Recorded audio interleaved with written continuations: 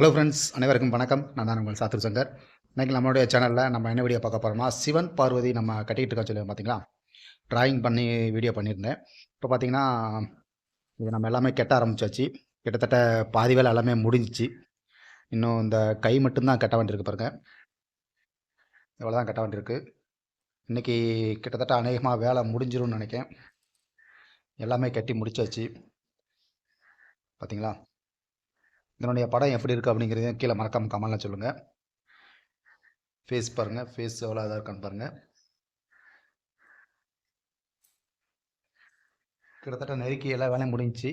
இது பார்த்திங்கன்னா, அந்த கீழே வந்து தண்ணி ரன்னிங் கட்டுற மாதிரி இருக்குது. இந்த 3 அடி வந்து தண்ணி ரன்னிங் கட்டுற மாதிரி வரும் பாருங்கள்.